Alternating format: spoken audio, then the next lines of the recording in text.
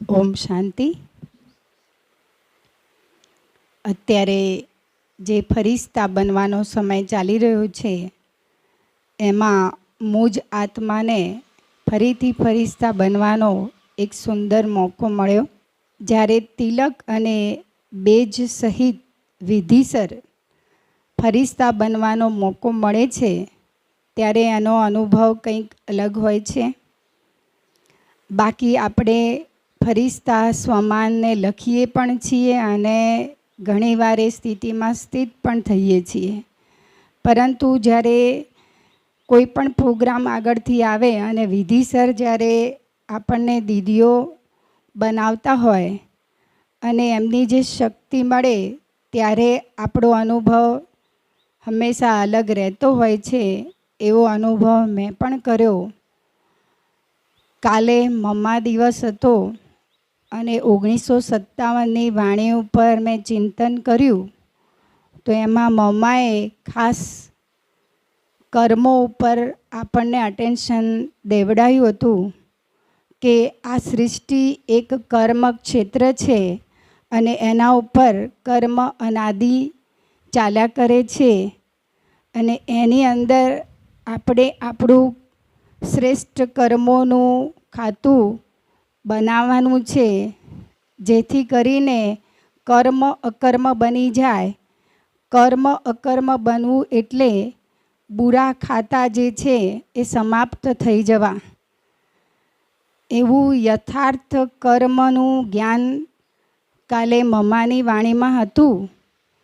એમાં કહ્યું કે આ કર્મ ક્ષેત્ર એના ઉપર આપણે કર્મોની ખેતી કરીએ છીએ અને એમાં પરમાત્મા પણ આ ધરતી ઉપર આવી અને આપણને કર્મ શ્રેષ્ઠ કઈ રીતે કરવું એનું જ્ઞાન આપે છે.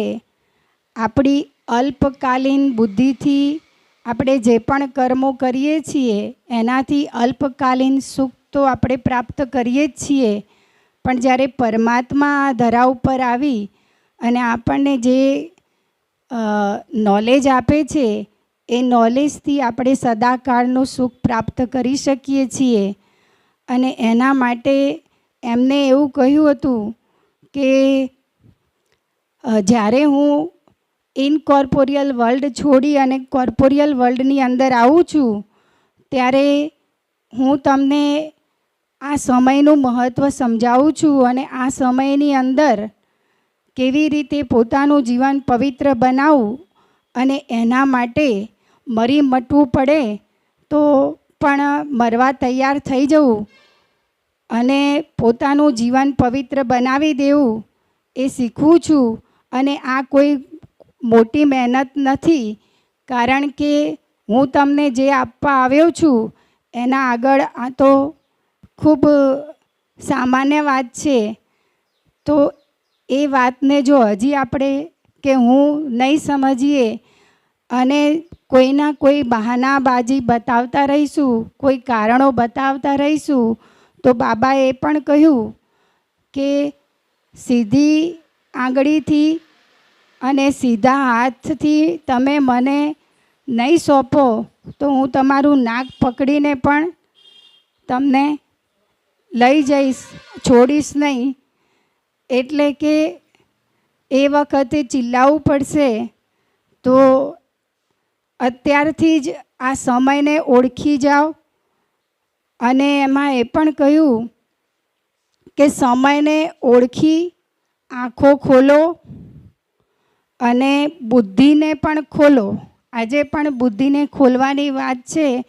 બુદ્ધિને ખોલી અને જ્યાં નુકસાન થતું હોય એ નુકસાન ન થાય એવું શ્રેષ્ઠ કર્મ કરી લો, જેથી કરીને કે તમારું આ જે માયારૂપી બંધનની અંદર તમે જાતે દુઃખી થાવ છો એ દુઃખમાંથી તમે છૂટી શકો, એ જંજીરોમાંથી તમે છૂટી શકો અને સદાકાળનું સુખ પ્રાપ્ત કરી શકો.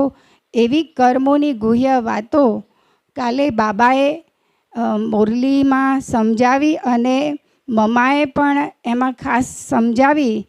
અને એ વાતો આપણે જીવનની અંદર હર હંમેશ યાદ રાખી અને એ પ્રકારે આપણે કર્મ, હું પણ એ પ્રકારે કર્મ કરતી રહીશ તો મારો સદાય ફાયદો થતો જશે. એટલે હું એ સદાય ફાયદો થાય એના માટે મમ્માની આ વાતોનું રોજ રિવિઝન કરીશ, જેથી કરીને સ્મૃતિમાં રહે અને સહજ યોગી બની શકાય. યોગ વિશે પણ એમને કહ્યું કે 2 સમય મુકરર કરેલા છે, એક અમૃત વેલાનો સમય અને એક નુમાશામના યોગનો સમય, જેમાં આપણે આપણું મનને અને કર્મેન્દ્રિયોને એકાગ્રચિત્ત કરી અને બાબામાં સ્થિર કરવું, ઈશ્વરીય સુખમાં સ્થિર કરવું. આ નેચરલ કર્મોની અંદર પણ થઈ જાય તો આપણે ઘણી બધી પ્રાપ્તિઓ કરી શકીએ છીએ. તો એવા કર્મયોગી મારે પણ બનવું છે. બાબા આપણને કર્મ નથી છોડાવતા, કર્મયોગી બનાવી રહ્યા છે. તો નિરંતર કર્મયોગી બની અને બાબાના ઈશ્વરીય સુખનો અનેરો આનંદ કેવી રીતે લેવો એ મુજ આત્માને કાલે પ્રેક્ટિકલ સ્વરૂપમાં પણ અનુભવ કર્યો. એ મારો શ્રેષ્ઠ અનુભવ હતો. બાકી પત્ર અને યોગ મેં મિસ નથી કર્યો. એ પણ મેં સરસ રીતે સવારે કરી લીધો હતો અને પત્ર પણ બાબાને લખી, કારણ કે સાંજે સેવા હતી એ મને ખબર હતી. એટલે હું વહેલા ઉઠી 3 વાગે ઉઠી ગઈ હતી. 3:15 તૈયાર થઈ અને પછી યોગમાં બેસી અને પત્ર પણ એ કામ મેં પહેલાંથી જ પૂરું કરી દીધું હતું. તો આ મારો કાલનો શ્રેષ્ઠ અનુભવ છે. અને એમાં ખાસ કહ્યું ચહેરો હર્ષિત અને રમણીક હોવો જોઈએ. તો એ હર્ષિત અને રમણીક ચહેરાથી હું ઘણી બધી આગળ સેવાઓ કરવા માગું છું અને આ સમયને સફળ કરવા માગું છું.